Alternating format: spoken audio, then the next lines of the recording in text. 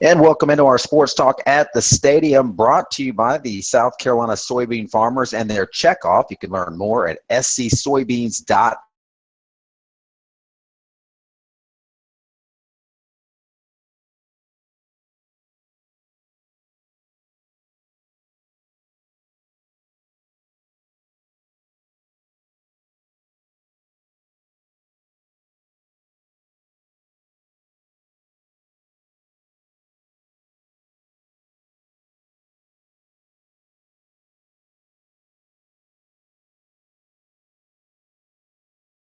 Clemson got on the board early and never really looked back. They had their best, probably overall, all-around game in terms of the offense and the defense putting things together. The big story, really, that people are going to be talking about, the clips that you're going to see on a loop here over 4 hours or so, is Dabo Swinney and his reaction to a reporter from ESPN who mumbled the word Clemsoning, that term that has kind of followed this program around. Dabo Swinney is tired of hearing that term, Clemsoning. This win over Georgia Tech was Clemson's 33rd straight win over an unranked team. They have moved into the top 10 in the country, might move into the top 5 after this weekend. They have had huge wins over Ohio State in the Orange Bowl. They beat Oklahoma last year. They beat LSU a couple of years ago. They beat Auburn. They beat Georgia.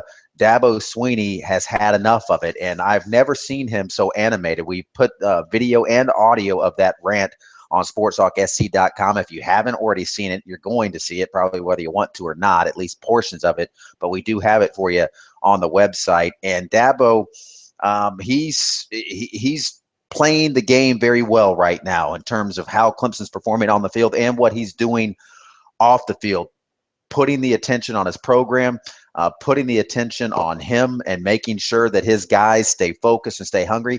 It wasn't a bad question that Dabo was asked there. It was a fair question. It was from an ESPN reporter, David Hale, who covers the ACC and does a fine job. Dabo was ready for that. Anybody that mentioned that word Clemsoning was going to get it from Dabo Swinney, and he just happened to be on the receiving end of it. They did talk afterwards, and everything's fine there, but it was really a calculated move by Dabo Swinney to say enough of this. And I get it. I think it's probably a pretty justified thing to say. His response is essentially, yeah, you want to talk about Clemsoning. Clemsoning is winning 33 straight games against unranked teams. Clemsoning is winning 13 straight games at Death Valley, which is tied for a school record, which they should break easily next week against Boston College. More on that later. But this is a program that really doesn't deserve to be looked down on right now. They are one of the premier programs in the country. They beat Notre Dame last week. This was a trap letdown type of setup for any team, not just Clemson, any team. When you come off a big win, it's easy to have a letdown the next week. We've seen it happen time and time again over the course of sports. So Clemson answered that question. They came out, they were ready to play. So kudos to them there as they stay undefeated. And this was one of those games that we're looking at it in the summer. We're saying Georgia Tech at home, this whole stretch, we said Louisville, Notre Dame, Georgia Tech. That's a tough 3-game stretch. Well, the Tigers went 3-0, and they had to scratch out the win at Louisville. And people said, hey, they were lucky to win. They should have lost that game maybe, and Louisville's not very good. And then against Notre Dame squandered chances. Why did Kelly go for 2? Clemson was fortunate to get out of there with the win. The bottom line is they're just finding ways to win, and they are winning because they're good. They're a very good football team. Georgia Tech was absolutely stymied. Georgia Tech had, 230 yards total offense or so. Clemson had over 500, 300 plus passing, over 200 yards rushing for the Tigers. Deshaun Watson played very well, his best game of the season. He mentioned that he's still coming into his own, and I think we forget that this guy is coming off a major knee surgery at the end of last season, and kind of getting his legs back underneath him now, and he played one of his better games, sans the interception. The defense, wow, it's just, we keep saying this every week. The defense is carrying the day. They are the leader on this team, and if there was any drop from last year's defense that lost against 7 guys that are playing in the NFL right now, it's very hard to see through 5 games of this season. Clemson has been absolutely dominant on defense. Georgia Tech, a team that has its problems. Let's face it, they've lost 4 in a row now. Georgia Tech's not going to repeat as ACC Atlantic Division champs or Coastal Division champs, and they're not going to go back to the Orange Bowl this year. No, but they are a very, very tough team offensively to prepare for and stop. And Clemson made Georgia Tech a passing team today. Georgia Tech had more passing yards than rushing yards. And that defense, they had the answer. 11 tackles for a loss against Georgia Tech. Brent Venables, who is always very cautious with his praise, and usually he'll point out the 3 bad plays they have on defense before he'll point to any of the good plays. But tonight, after the game, he really said, I'm a guy that believes in modesty and not thumping your chest, but I have to give these guys credit. They did every single thing I asked them to do to dominate this game, every single thing. And he was proud of his defense, as he should be. So now you look ahead. Okay, Clemson, they're cruising. They have Boston College next here in the Valley. Boston College lost today 3-0 to Wake Forest.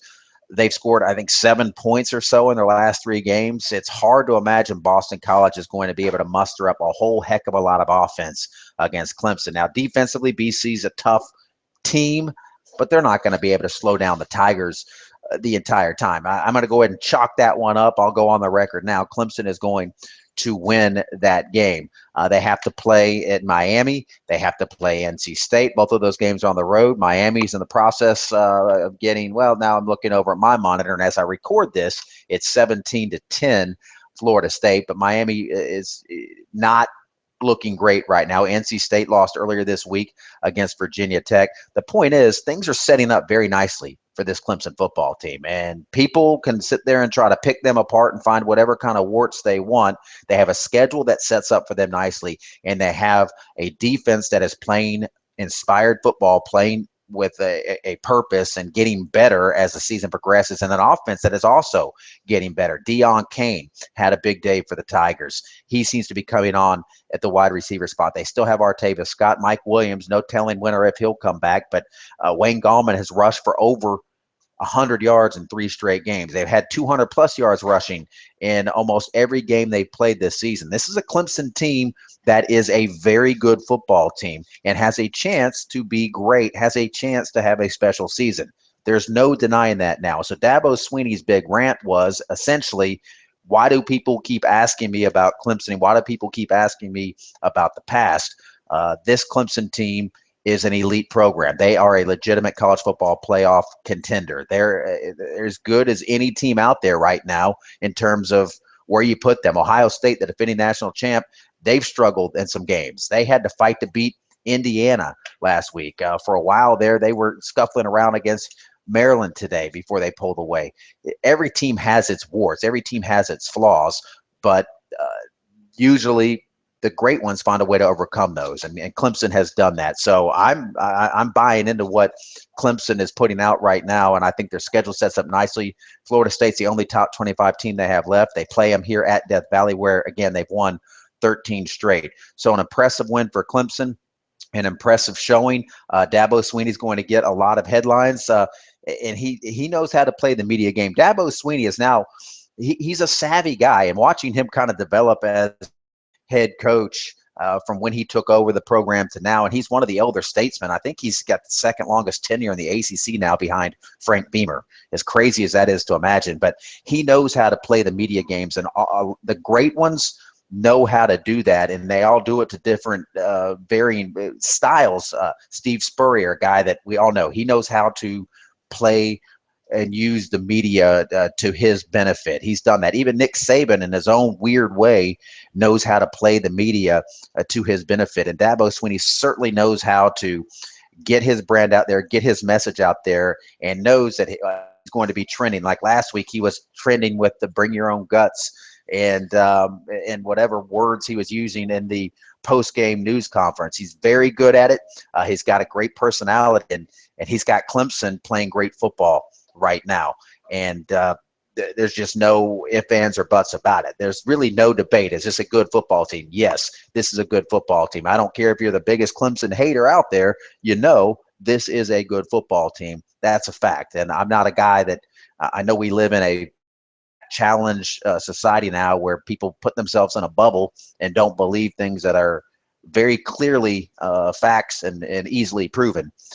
You don't win your first 5 games of the season playing these teams that Clemson has in these tests without being a good football team. How far can they go? Well, we'll see. Can they avoid a slip up? It won't be Clemsoning if they lose a game. They'll just lost, and every team has to lose. And I think that's the point that Dabo Swinney was eloquently making. I've never seen him that mad, that animated towards a reporter.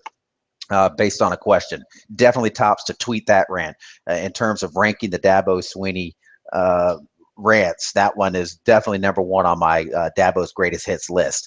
So appreciate you tuning us in to Sports Talk at the Stadium. Again, check out soybeans.org on the website, and make sure you take care of our sponsors, the Sports Talk at the Stadium presented by South Carolina soybean farmers and their checkoff. And you can learn more at the site that I just mentioned, scsoybeans.org. Pork powered by soy. Next week is Clemson Boston College, USC Vanderbilt, and we will have plenty at Sports Talk and sportstalksc.com. Sunday teleconferences will be posted here Sunday afternoon. Spurrier at 2, Dabo goes on at 6, and a busy week on Sports Talk with your phone calls, your breakdown, and your thoughts on these games and everything that's happening. Appreciate you checking us out here. Sports Talk at the Stadium, brought to you by the SC Soybean Farmers and their checkoff.